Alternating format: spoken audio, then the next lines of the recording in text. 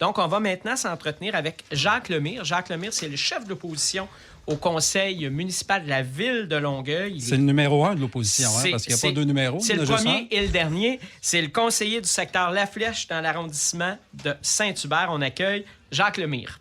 Bonjour, M. Lemire. Ben oui, vous. Vous avez l'air en forme. Vous avez... Je suis le meilleur puis je suis le pire.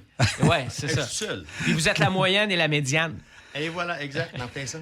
Le temps passe vite, M. Lemire. Ça fait bientôt 1 an que vous êtes chef de l'opposition à Longueuil. Au début de votre mandat, vous aviez souligné l'ouverture de la nouvelle mairesse, Catherine Fournier, de son écoute et de sa volonté de travailler avec vous, de concert avec vous. Est-ce que finalement, ça se passe-tu comme ça?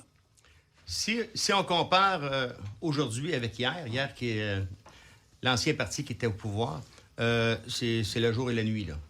Oui, il y a de l'écoute. Je dis pas qu'ils m'entendent, là, mais il y a de l'écoute. Les dossiers ne sont pas tous réglés. On demande des fois l'accessibilité aux dossiers, mais c'est une question d'informatique. Mais on est en train de finir. Là, il restait un dossier à avoir, puis je pense qu'on va l'avoir cette semaine, la semaine prochaine. Mais en général, oui, on peut les rencontrer quand on veut. Les gens du cabinet sont super gentils. Ils ne peuvent pas m'en vouloir, ils ne me connaissent pas. Ça, c'est ce côté-là, c'est merveilleux. Essayes-tu de vous connaître ou... Oui, dans le monde municipal au Québec, on entend souvent, vous y avez référé, là, la question des documents. Les oppositions se désolent de ne pas avoir accès aux documents assez longtemps d'avance, de les avoir à la dernière minute, d'être obligé de se prononcer. Est-ce que c'est la réalité à Longueuil ou si vous êtes pas mal satisfait de ce côté-là? Comparativement à avant, on a les documents généralement à l'avance. On les a le lundi, comme on avait commencé. Après ça, on les a toute la semaine. Le vendredi, ça apparaît sur Internet. Peut-être une fois ou deux de temps en temps, c'est un oubli que je peux imaginer. Mais non, les documents, on les a. C'est la transparence, là. Si on veut être transparent avec tout le monde, nous autres, les élus, les fonctionnaires, la population, regardez, on a fait un avis de proposition il n'y a pas si longtemps que ça concernant pour donner les documents aux citoyens. Et je suis bien content. Dans le fond, la mairesse a été de l'avant avec ça. Et aujourd'hui, quand on reçoit l'ordre du jour sur Internet le vendredi, mais on devrait logiquement avoir aussi tous les documents. Comme le mois passé, il y avait plus de 1000 pages. C'est quand même beaucoup, là. Ça, c'est énorme. Ça, c'est un beau pas en avant. Là, il reste les arrondissements et les autres instances, agglomérations, là. La seule chose puis je l'ai demandé, on les a, les citoyens ils l'ont le mardi, 1 heure avant le conseil. Bien, si on veut avoir des questions des citoyens, parce que pour moi, là, on est plus de 240 000 de population, on a 240 000 inspecteurs. Alors, s'ils regardent tous les documents, les 1000 pages, celui qui connaît ce domaine-là, ils vont vous dire de quoi, il va pouvoir poser des questions, mais pour ça, 1000 pages, il faut qu'il aille aussi le vendredi. Et ça, là, je veux que les gens entendent bien ça, parce que des fois, il y a un peu de mépris pour le travail des élus. Un conseiller municipal, ça n'a pas nécessairement du personnel politique qui fait le travail pour elle ou pour lui. 1000 pages, ça, c'est pour le conseil de ville. C'est quelque chose. Puis si tu veux te prononcer, si tu veux voter, si tu veux faire des entrevues, il faut que tu y répondes. C'est quelque chose. Évidemment, il faut séparer un peu quand vous avez un parti politique. Chef de l'opposition, M. Lemire, vous avez du personnel à vos bureaux habituellement qui vient aider, mais quand vous êtes un indépendant, Alexandre, tu as parfaitement raison. Le seul support que tu as, c'est par le biais de tes RS, qu'on appelle, les frais de recherche et de soutien à un élu. Mais à 1000 pages par conseil, plus toutes les requêtes, vous n'avez pas assez à la fin. Beaucoup d'ouvrages. La chance que j'ai, c'est d'avoir du personnel politique. Parce que je ne suis pas connaissant en tous les dossiers. Et dans mon équipe, il y a des gens qui connaissent ce domaine-là ou qui vont faire des recherches ou ils ont un ami. Et plus qu'on est de personnes dans le cabinet, mais je vais être plus informé. Et c'est merveilleux pour ça, là. Puis, je vois la différence avec aujourd'hui et quand j'étais indépendant. Indépendant, j'avais juste des amis que je pouvais me fier. Mais aujourd'hui, c'est merveilleux, là. Évidemment, vous avez fait des propositions sur la transparence. Dernièrement, je pense que vous l'avez même fait pour la commission du budget que vous aimeriez avoir, je pense, de façon plus ouverte, disponible au public. Parlez-nous-en un peu de cette proposition. Bien, dans le fond, la proposition, c'est, on veut faire la transparence, on voudrait tout montrer aux citoyens, mais on pourrait faire les commissions de finances, circulation, toutes les commissions en direct sur Internet. Regardez, on est tous équipés à la ville maintenant, là. Je me souviens, avant la pandémie, il n'en était pas question. La pandémie est arrivée et à la ville, là, on a de l'équipement pour faire tout ça. Alors, on pourrait le faire. Regardez, je sais qu'il vient d'arriver. Ça fait quoi, 10 mois environ qu'ils sont arrivés. Il faut laisser le temps. Là, on demande d'avoir tous les documents sur Internet le vendredi. Là, je sais qu'il y a des bugs de grosseur de serveur et tout ça, mais ça va se régler, j'imagine, pour le mois prochain. En même temps, un mandat, ça dure 4 ans, donc il faut arriver plus rapidement pour arriver. Là, c'est-à-dire, on peut pas, à un moment donné, il faut arriver avec des solutions. Mais est-ce que vous avez l'impression que vos demandes, au-delà qui sont, ils nous écoutent, sont-ils entendus? Avez-vous des discussions avec eux, des fois, pour améliorer une chose versus une autre par rapport à la transparence? On peut avoir des discussions, mais les discussions, des fois, là, c'est pas avec les bonnes personnes. Vous avez le chef de cabinet parle avec le chef de cabinet. Mais après ça, où c'est que ça va, c'est différent. C'est pour ça, des fois, que je suis obligé d'en parler au conseil de ville. Mais ça, j'aime pas ça au conseil de ville, parce qu'on me dit, faut pas parler contre... Je parle pas contre personne, mais j'ai un problème et je veux le régler. Et souvent, quand j'en parle là, oups, dans la semaine, j'ai de l'information où on m'appelle, puis c'est quoi le problème, puis on... Vous parlez du dernier, que tu parles du conseil municipal, là, vous avez repris, là, il y a eu des vacances, tout ça, vous êtes revenu au mois d'août. Il y avait des citoyens, je pense, qui étaient sur place. Ça se peut-tu que vous ayez une petite prise de bec avec le conseiller Tabarra sur la présence des gens dans la salle? Ah, je me souviens pas. Dans le fond, c'est peut-être d'être maladroit ou c'est une malchance, je ne sais pas, mais dans le fond, il y a de quoi qui s'est dit. Et moi, dans le fond, quand tu touches un enfant, j'aime pas ça. Alors, dans le fond, j'ai tout simplement sauvé, aider l'enfant. Puis, vous souhaitez que les enfants puissent assister au conseil? Ils peuvent assister. C'est parce qu'il a été dit quelque chose, c'est merveilleux. On a un service de garde à l'arrière. Oui, ils pouvaient y aller, mais c'est la fin. Oui, parce que M. Tabarra est venu dire à la fin, il y a un service de garde, c'est vrai, c'est un nouveau système, là, puis je pense c'est une très belle initiative. Ben oui, c'est une belle initiative. Mais en même temps, il a comme fait une petite remarque parce que l'enfant avait une affiche qui disait faites attention à nos cerfs, mais évidemment, là, il est venu dire on ne vous parlera pas des cerfs. Serre ton affiche. En parlant de la garderie, évidemment. M. Tabarra l'a dit à la fin que c'était pas les mots qu'il voulait dire. Probablement. Alors, il s'est repris, puis c'est correct, là, mais je suis certain que ça ne reviendra plus. M. Lemire, vous êtes chef de l'opposition de la grande ville de Longueuil, c'est pas rien, mais vous êtes aussi conseiller municipal d'un district qui s'appelle La Flèche. Parlez-nous un peu de votre secteur, là, les priorités que vous voulez mettre de l'avant. Est-ce qu'on répond, là? Vous aviez des rues à faire au dernier mandat, je me rappelle. Ça avance-tu? Il y a des rues qui se font. C'est certain que ce pas les mêmes que je voudrais, mais on y va par priorité. Mais pour moi, la priorité, ça fait quand même 30 ans qu'on en parle de la rue Grande-Allée. Et Grande-Allée, oui...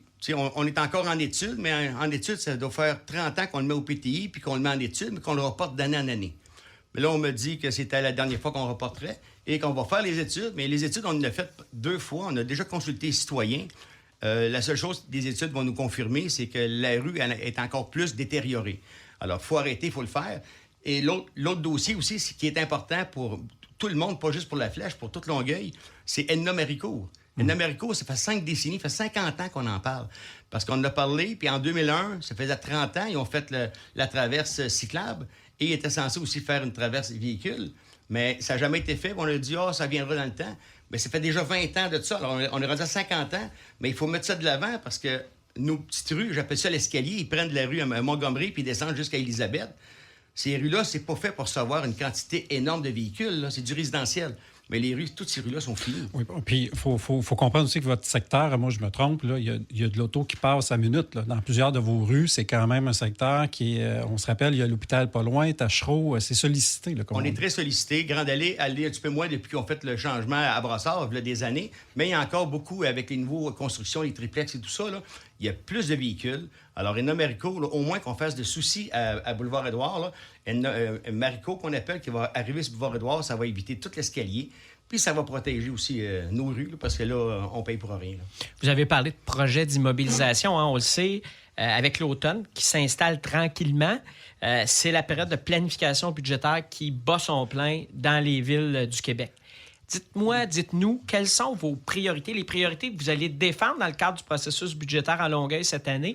Et à la limite, là, qu'est-ce qui va faire que vous allez voter pour ou contre le budget de la mairesse Fournier? Pour le budget, je pourrais vous en parler parce qu'on commence au mois d'octobre. Je pense que c'est le 12 octobre, on a notre première rencontre. Et on a déjà parlé au conseil qu'on voulait parler parce que quand je regarde les devis, souvent les devis sont trop sévères. Et si on veut les alléger un petit peu pour donner la chance à des petits contracteurs pour être capables de soumissionner, et certain qu'on va avoir plus de soumissionnaires et ça va nous coûter moins cher. Ça, c'est une chose. Mais dans l'immobilier... Le programme triennal d'immobilisation, le fameux PTI. Exact, dans le PTI. Mais dans le PTI, tous les projets qui sont là, c'est des vœux pieux. C'est qu'est-ce qu'on veut faire dans les années futures. Mais quand on donne le contrat, quand on s'en va en soumission, mais c'est dans le devis, c'est là qui est dit je cherche une personne avec tant d'années d'expérience, on veut telle chose, mais il faudrait être un petit peu moins sévère pour donner la chance à des petits contracteurs qui font cet ouvrage-là peut-être pendant 30 ans, mais ils n'ont jamais fait du municipal, mais ils sont aussi compétents que n'importe qui. Il faut leur donner la chance. Là. Le temps passe vite, M. Lemay, mais je peux pas vous laisser sans vous parler du comité jeunesse. C'est quelque chose que j'ai vu passer quand on implique les jeunes en politique. Moi, je trouve ça formidable. Parlez-nous-en un petit peu. Le comité jeunesse, quand on fait le porte-à-porte, on se demande, les jeunes, ils sont où? Puis je le sais, mon garçon, regardez, il a 18 ans. Ça va être sa première fois qu'il va voter au provincial cette année. Et ces gens-là, là, c'est notre avenir tantôt. Et ce qu'ils vont décider aujourd'hui, mais ils vont vivre avec tantôt. Moi qui est rendu en haut de 55, mais mes idées ne sont pas comme les jeunes. Alors, il faut prendre l'idée des jeunes. Il y en a des fois, c'est les idées, on n'est pas prêt à ça, mais il faut les écouter pour qu'ils puissent allumer une petite flamme quelque part et dire « Oh, j'ai décidé une petite chose, minime qu'elle soit, ça a marché. » Mais il va être encouragé et ces jeunes-là, tantôt, vont se présenter. Ils vont s'impliquer dans des élections, que ce soit fédérales, provinciales, municipales. Mais c'est important, c'est nos jeunes de demain, ça. Monsieur le maire, c'est tout le temps qu'on avait aujourd'hui. Est-ce que vous avez... là, je vous vois. Vous voulez dire autre chose? Il resterait un dossier. Là, il va essayer de faire ça. On vous donne une minute. OK. Vous savez, le comité de démolition à Longueuil? Oui. Le comité de démolition, là, c'est gouvernemental. Regardez, on n'a pas le choix, il faut aller de l'avant. Mais dans le comité de démolition, on a la carte sur Internet, dans la carte interactive, on voit la zone rouge qui est la zone protégée. C'est la zone qu'on donnait des subventions avec le gouvernement, que les gens pouvaient appliquer pour une subvention. Mais il y a des zones qui ne sont pas protégées, qui sont des zones blanches que j'appelle. Et chez nous, dans mon secteur, c'est entre De Gaulle et Gauthier, Edgar et Claude Maricourt, là, c'est toute la petite maison bungalow. Et là, qu'est-ce qui arrive? Vu qu'on est tellement sévère dans la place, puis c'est des vieux secteurs, mais les contracteurs, c'est compliqué. Ça prend entre 5 et 8 mois à avoir un permis de démolition. Okay? Ils s'en vont plus tôt ou s'ils n'ont pas besoin de passer au comité de démolition, puis ils s'en vont dans les petites maisons bungalow, un étage. Et le règlement est fait, tu peux bâtir 2 étages. Et là, les citoyens chez nous, ils sont venus au conseil, et là, ils sont en train de préparer une pétition, parce que j'ai 4 zones, et que les gens ne veulent pas. Quand tu regardes là, sur une rue, tu as peut-être 20 maisons unifamiliales à 8 mètres qui vont démolir une maison parce que pour des raisons X, puis il n'y a pas besoin de passer au comité de démolition. Il demande le permis de démolir, il va l'avoir. Construit, il peut construire 13 mètres de haut, 2 étages, c'est la même hauteur qu'un triplex. Alors, les citoyens, ils sont inquiets. Puis je comprends, c'est vraiment tout... ce secteur-là, c'est de la petite maison unifamiliale. Là. Il peut y avoir un ou deux étages, mais puis ils ont bâti une chambre au-dessus d'un garage. Mais c'est pas haut. Mais là, si on veut faire des 2 étages, il faut aider ces gens-là. Puis là, la ville, là, j'ai compris vendredi, dans le journal, j'ai vu que son plan d'urbanisme, ça va le déposer d'ici 1 an. Mais d'ici 1 an, là, il y a des gens, demain, qui peuvent acheter une maison, demander un permis, puis bâtir 2 étages. Mais il faut protéger ces citoyens-là. C'est un dossier, ça, qui fait couler de l'encre depuis longtemps à Longueuil. Hein? Oui, du temps de l'ancienne mairesse Parent et tout ça. Ça va être de pire en pire tantôt. On va suivre ça, Steve, sûrement avec intérêt, puis on aura l'occasion d'en discuter. Écoutez, quand on veut inviter quelqu'un de l'opposition, on pense à vous. Merci. Puis dites-vous qu'à la Ville de Longueuil, avec la nouvelle administration, ça va quand même bien. Excellent. C'est pas à 100%, mais ça va déjà beaucoup mieux qu'avant. Puis, C'est le fun d'entendre le chef d'opposition dire « ça va bien, ça va mieux, on peut encore améliorer des choses, mais pas tomber dans une partisanerie excessive. » Et pour ça, je vous donne une médaille aujourd'hui, M. Lemay. Merci beaucoup. Merci. On va vous réinviter, M. Lemay. Avec plaisir. Au plaisir. Au revoir.